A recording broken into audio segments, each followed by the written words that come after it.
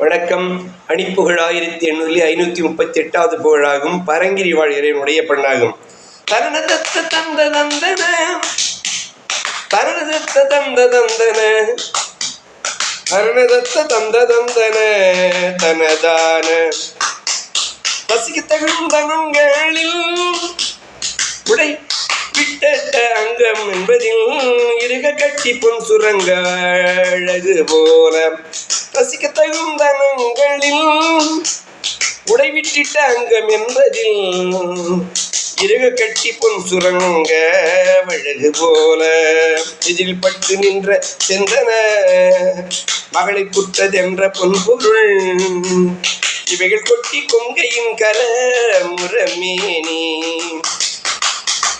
உரசி கட்டி இன்பம் என்றமை உறவுற்று கலந்திருந்தவை ஒழியத்துக்கடிந்தமன் தரும் நரகோடுள் உடல துக்கம் என்ற சங்கடம் எழுகப்பட்ட துன்ப சங்கதி ஒழிவித்திட்ட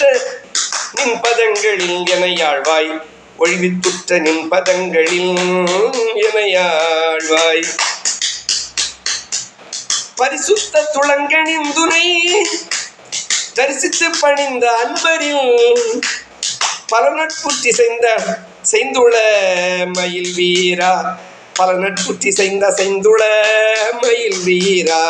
இசைந்த செய்துள மயில் வீரா பதிலை சொற்ற உங்கலங்கிய அயனை குட்டி அன்று கும்பிடு பரமர் கொற்றரும் சொல்வொன்றருள்